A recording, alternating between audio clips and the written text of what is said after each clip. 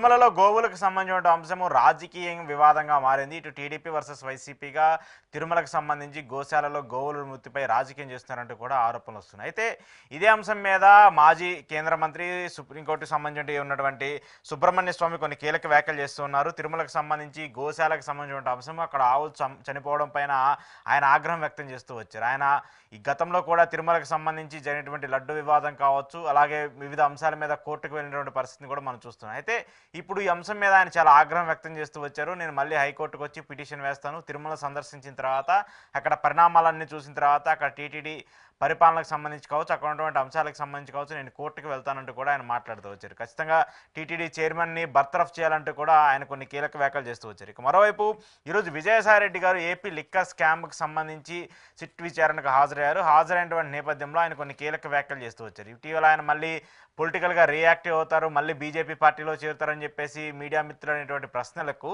ఆయన ఎక్కడా కూడా వాటిని ఖండించలేదు. నేను ఇప్పుడు రాజకీయాల్లోకి మళ్ళీ రీఎంట్రీ ఇవ్వాలంటే మీ పర్మిషన్ తీసుకోవాలంటూ కూడా వ్యంగ్యంగానే మాట్లాడుతూ వచ్చారు. అంటే ఆయన రాజకీయాల్లో రావడానికి కూడా ఇంట్రెస్ట్గా ఉన్నట్టు కూడా ఆయన మాటలు చూస్తే మనకు అర్థమవుతుంది.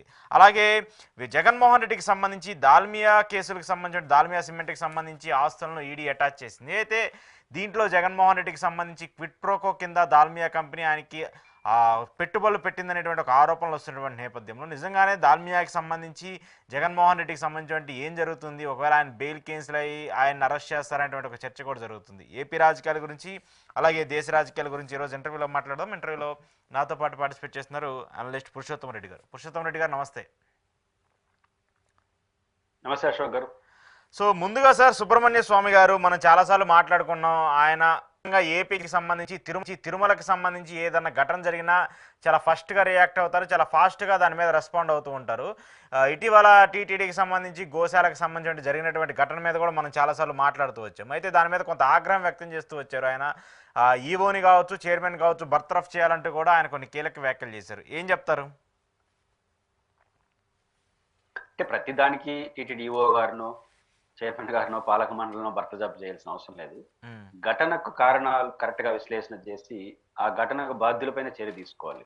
అంటే దానికి పాలక మండలి కారణం అయితే ఆ పని చేయొచ్చు. కానీ ఇప్పుడు గోవుల మరణాలకి దేనికైనా సరే పెద్దానికి లేదా చెప్పులేసుకొని కిలోయిన్లో పోయారని దాని అన్నిటికీ టీటీడీ ఈవోను లేకపోతే అడిషనల్ ఈవోను అని బాధ్యత చేయలేము కదా, కాబట్టి సంబంధిత బాధ్యులనే చేస్తాం.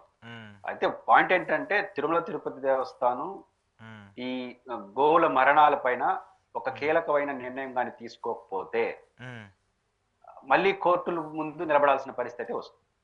సుబ్రహ్మణ్య స్వామి గారి హెచ్చరికల నేపథ్యంలో సత్వరం తిరుమల తిరుపతి దేవస్థానం కానీ రాష్ట్ర ప్రభుత్వం కానీ ఒక కీలకమైన అడుగులు వేయాలి. ఆ అడుగులు ఏంటంటే కోర్టులు సహజంగా సుబ్రహ్మణ్య స్వామి గారు కోర్టుకు వెళ్తారు. రెండు రాజకీయ పార్టీల మధ్య వివాదం ఉంది. తెలుగుదేశం పార్టీ కూటమి అండ్ వైఎస్ఆర్ కాంగ్రెస్ పార్టీ మధ్య వివాదం ఏంటంటే గోవులు పెద్ద సంఖ్యలో చనిపోతాయని కరుణాకర్ రెడ్డి గారు, లేదని టీటీడీ. అదేవిధంగా గోవులు మరణానికి కారణం నిర్లక్ష్యం అని కరుణాకర్ రెడ్డి గారు, అలాంటిదేమీ లేదు మా వైపు నుంచి పర్యవేక్షణ బాగానే ఉంది, అసత్య ఆరోపణలు చేస్తున్నారని వ్యవస్థ చెప్తా ఉంది. దాన్ని ఈ చర్చ నడుస్తున్న నేపథ్యంలోనే రాసుకుందాం అని రెండు గ్రూపులు రాజకీయ ఘర్షణ పడే స్థాయికి వచ్చారు. నిన్న పెద్ద ఐ డ్రామా తిరుపతిలో జరిగింది. కరుణాకర్ రెడ్డి గారు వస్తానని చెప్పడం, పోలీసులు అడ్డుకోవడం, ఆ పక్క నుంచి రా అని వాళ్ళు పిలవడం. అసలు సినిమా లాగా జరిగింది అది. వాళ్ళు రమ్మనడం ఏందో, మేము వస్తాను మీరు రెడీ అనడం చెప్పడం ఏందో, అసలు ఆయన రావట్లేదని వీళ్ళు పంపలేదని వాళ్ళు. ఇది మొత్తం ప్రజలకు కొంత అసహజంగా అనిపించింది. ఇది అవసరమా అని అనిపించింది. ఇది పరాకాష్ఠ చేస్తే భక్తుల సెంటిమెంట్. గోవుల మరణాలు పక్కన పెడితే టీటీడీలో ఒక వ్యవస్థలో జరుగుతున్న పరిణామం కంటే భక్తులు ఇబ్బంది పడతారు. ఏం జరుగుతుంది, మనం అత్యంత అభిమానించే దేవాలయంలో ఇటు జరగకూడదు అనే అభిప్రాయం వస్తుంది. కాబట్టి ఈ దశలో ఇట్లాంటి జరిగేటప్పుడు సుబ్రహ్మణ్య స్వామి గారిని రేపు కోర్టులో పిటిషన్ వేస్తే ఖచ్చితంగా కోర్టు జోక్యం చేసుకుని నోటీసులు ఇస్తుంది. ఎవరేసినా నోటీసులు ఇస్తుంది. సుబ్రహ్మణ్య స్వామి గారు మరింత టఫ్ లాయర్ కాబట్టి, లాయర్ కన్నా టఫ్ పర్సనాలిటీ కాబట్టి ఆయన గట్టిగా పట్టుకుంటాడు. కోర్టులు కూడా మన వాదనల బట్టి కూడా రియాక్ట్ అవుతుంది. కాబట్టి సహజంగా కోర్టు ఏం చేస్తుంది, నోటీస్ ఇస్తే లేదని ఈవో గారు ఉందని కరుణాకర్ రెడ్డి గారు చెప్తే సాటిస్ఫై కాదు. ఒక సాధికారిక నిర్ధారణ చేయాలి. అందరికీ ఉన్న ఏకాభిప్రాయం మరణాలు జరుగుతున్నాయి, అది అందరికీ తెలుసు. టీటీడీ ఒప్పుకుంటామని కరుణాకర్ రెడ్డి గారు ఆరోపిస్తున్నారు. అంటే మరణాల సంఖ్య పట్ల భిన్నాభిప్రాయాలు ఉన్నాయి, ఆ మరణాల కారణాల పట్ల భిన్నాభిప్రాయాలు ఉన్నాయి. కాబట్టి ఈ రెండుని తేల్చడానికి ఒక సాధికారిక వ్యవస్థ ఏర్పాటు చేయాలి. ఎప్పుడైనా సరే టీటీడీ సాధికారిక సంస్థ కదంటే కుదరదు. కొన్ని సందర్భాల్లో కుదరదు. ఇప్పుడు ఒక హాస్పిటల్లో ఏదైనా జరగరాని ఘటన జరిగింది అనుకోండి, మరణాలు ఏదో పిల్లలు చనిపోవడం ఇంకోటి జరిగింది అనుకోండి, అక్కడికి డాక్టర్లే ఉంటారు. కానీ ఇంకొక సాధికారిక ఎయిమ్స్ నుంచో ఇంకో దాని నుంచో మనం ఎందుకు వేస్తాం? ఎంసీఐ నుంచి ఎందుకు వేస్తాం?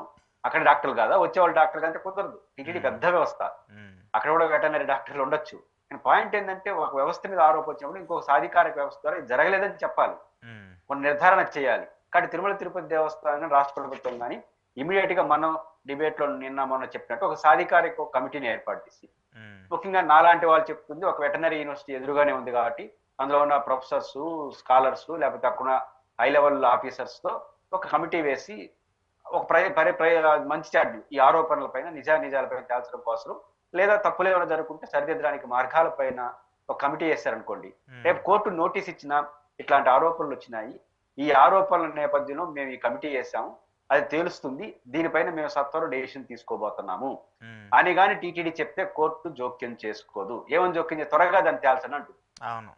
అది టీటీడీకి లాభం, ప్రభుత్వానికి లాభం. అలా కాకుండా సుబ్రహ్మణ్య గారు నోటీస్ ఇచ్చిన వెంటనే ఆల్రెడీ టీటీడీఓ గారు ప్రకటించాడు, చైర్మన్ గారు ప్రకటించారు, పల్లా శ్రీనివాసరావు గారు సవాల్ చేస్తే కరుణాకర్ రెడ్డి రాలేదు, ఇవి చెప్తే కోర్టు సీరియస్ అయిపోతుంది. మీరు కాదు చెప్పాల్సింది, ఏకంగా వాళ్ళు విచారణ కూడా ఆదేశిస్తారు. కాబట్టి సుబ్రహ్మణ్యం స్వామి గారు పిటిషన్ వేస్తున్న నేపథ్యంలో రాష్ట్ర ప్రభుత్వం అలర్ట్ అయ్యి స్వీయ విచారణ, ఏదో ఒక కోర్టులు ప్రజలు విశ్వసించదగ్గ విచారణ అంటే అది నేరం కాదు, సమాజానికి ఒక మెసేజ్ ఇవ్వడం. రాజశేఖర రెడ్డి గారు ముఖ్యమంత్రిగా ఉన్నప్పుడు అనేక ఆరోపణలు వచ్చినప్పుడు అసెంబ్లీ సబ్ కమిటీ కానీ లేదా విచారణకు సిఐడి, సిబిఐ ఇచ్చేవాళ్ళు. అప్పుడప్పుడు చంద్రబాబు నాయుడు గారు ఇన్ని విచారణ కమిటీలు మీరు వేస్తున్నారంటే మీరు తప్పు చేస్తున్నట్లు లెక్క అన్నాడు ప్రతిపక్ష నాయకుడిగా. అప్పుడు రాజశేఖర రెడ్డి గారు అద్భుతమైన సమాధానం చెప్పాడు, తప్పు చేస్తున్నామని కాదు విచారణలు చేస్తా ఉండేది, రెండు కారణాలు. ఒకటి, మా పట్ల మాకు విశ్వాసం ఉంది, మేము తప్పు చేయట్లేదు. అయినా ఎందుకు చేస్తున్నామంటే ప్రజలు కూడా విశ్వసించాలి. ఎందుకంటే ప్రజలు విశ్వసించాలంటే ప్రభుత్వం మీద ఆరోపణ వచ్చినప్పుడు మేమే కరెక్ట్ అని మేము చెప్పుకోవడం కరెక్టే కావచ్చు, ఇక్కడ ప్రజలు విశ్వసించారు. ఎందుకంటే విచారణ ఒక ఐస్తేవలో మేము ఉండొచ్చు, మా మీద ఆరోపణలు వచ్చినప్పుడు ఒక సావధానమైన కమిటీ వేసి తప్పు ఒప్పో తేలిస్తే ప్రజల విశ్వాసాన్ని పొందుతాము, అందుకు విచారణ చేస్తున్నాం చంద్రబాబు నాయుడు నీకు భయపడి కాదు అంటాడు. అది కరెక్ట్ రాజకీయ వ్యవస్థలో. కాబట్టి ప్రభుత్వాన్ని అట్లా తనకు తాను విచారణ చేసుకున్నప్పుడు ఆంధ్రప్రదేశ్ ప్రభుత్వం కన్నా సిఐడి ఎక్కువ, సిబిఐ ఎక్కువ, ప్రభుత్వమే సుప్రీం కదా, ప్రజలు ఎన్నుకున్న వ్యవస్థ. కాబట్టి అదే మార్గాన్ని ఈరోజు ప్రభుత్వం ఉంచాలి. ఇంకొక ఉదాహరణ కూడా చెప్పాలి. గతంలో నేను చెప్పాను, ఈ తిరుమల ఆలయంలో ఒక సంప్రోక్షణ జరిగింది. అంటే ఆలయంలో ఆ సందర్భంగా చంద్రబాబు గారు ముఖ్యమంత్రిగా ఉన్నప్పుడు మహా సంప్రోక్షణ జరిగింది. ఆ జరిగినప్పుడు అనుకుంటాను రమణ దీక్షితులు గారు ఆ రోజు ముఖ్య చీఫ్ ప్రీస్ట్ గా ఉన్నారు, పూజ గారు ఉన్నప్పుడు ఆయన ఒక తీవ్ర ఆరోపణ చేసేసినాడు. అదేంటంటే తవ్వకాలు జరుపుతున్నారు, అంటే లోపల ఉన్నటువంటి ఆలయం దగ్గర ఏదో జరుగుతుందని, లోపల ఆలయం లోపల ఏదో జరిగిపోతా ఉంది, తవ్వకాలు జరిపారు, ఏదో దోచుకోవడానికి ట్రై చేస్తాం, పెద్ద ఆరోపణ చేసేసినాడు. ఆయన ప్రధాన అర్చకుడు ఆ రోజు చంద్రబాబు నేను పర్సనల్ గా తిరుపతిలో ఉంటాను కాబట్టి నెవర్ తిరుమల ఆలయంలో అట్లా జరిగే అవకాశమే లేదు. కానీ మాలాంటి జరగద్దని తెలిసిన మాలాంటి వాళ్ళు కూడా ఏదైనా ఒక మంచి విచారణ చేసి నిర్ధారించాలని చెప్పినాను. ఎందుకంటే జరగదని నాకు తెలుసు, ఒక జర్నలిస్ట్ గా టీటీడీ గురించి అధ్యయనం చేస్తే మీకు కూడా అర్థం అవుతుంది సాధ్యం కాదు అని. అప్పుడు ఏదో పింక్ డైమండ్ కొట్టేశారు, అది విజయసాయి రెడ్డిది, అది రాజకీయ విమర్శ, ఆయన మళ్ళీ అది కరెక్ట్ కాదనుకోండి. ఈయన ఆరోపించినప్పుడు ఎవరైనా రమణ దీక్షితులు ప్రధాన పూజారి, భక్తుల దృష్టిలో దేవుడు తర్వాత దేవుడు, తిరుపతి దాటి ఆయన పోతే ఆయనకే మొక్కుతారు దేవుడు. ఆ రకమైన పర్సనాలిటీ ఆరోపించేసినాడు.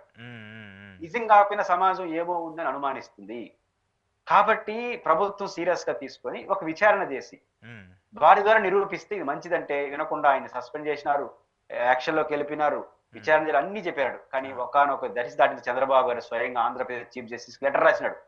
ఏమని రాశాడో తెలుసా? హైకోర్టు చీఫ్ జస్టిస్ గారు, మేము సర్వ విధాలా ప్రయత్నించినాం, అక్కడ ఏమీ జరగలేదు, అయినా ప్రభుత్వం మీదనే విమర్శలు వచ్చాయి కాబట్టి రాజకీయ విషయం మారిపి ప్రజల్లో కొంత అనుమానం ఉంది, కాబట్టి మీరే ఒక రిటైర్డ్ జడ్జినో ఎవరినో నియమించి నిజాలు ప్రజలకు చెప్పండి అన్నాడు. అంటే మేము చెప్తే నమ్మలేదని చెప్తున్నాడు. ఇదే ఇప్పుడు కూడా వర్తిస్తుంది. ఉమ్, ఏమి జరుగుండొచ్చు.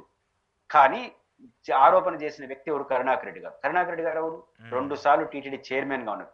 సహజంగా ప్రజలు నమ్ముతారు కదా, ఉమ్, ఏమో అని అనుమానిస్తారు కదా, మాజీ చైర్మన్ ఆరోపించినాడు అంటే. ఉమ్, కాబట్టి దీనికి కూడా పరిష్కారం ఏంటంటే, మేము చెప్పినాం వాళ్ళు చెప్పినాం అని కాకుండా ఒక సాధికారిక కమిటీ వెటర్నరీ యూనివర్సిటీ ప్రొఫెసర్లు పెట్టి అక్కడ చనిపోతున్నాయనే విషయంలో ఇద్దరికి ఏకాభిప్రాయం. ఎందుకు చనిపోతున్నాయి? ఉమ్, నిర్లక్ష్యమా, వైద్యంలో లోపమా అనేది ఆ డాక్టర్లు చెప్తారు.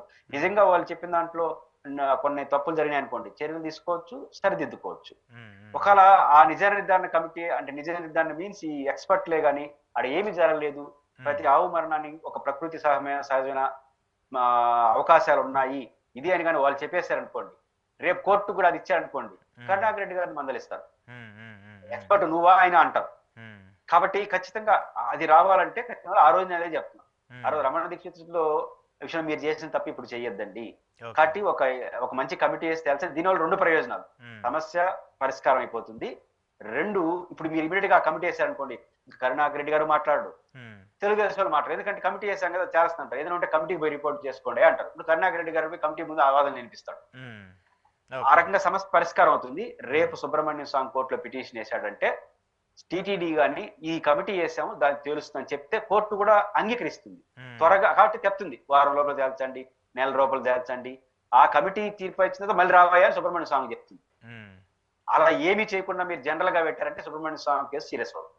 ఓకే. కాబట్టి ఈ దృష్టిలో పెట్టుకొని టీటీడీ గాని ఈ స్టెప్ తీసుకోకపోతే కోర్టు నుంచి ఇబ్బందులు పడే పరిస్థితి అయితే వ్యవస్థలు వస్తాయి.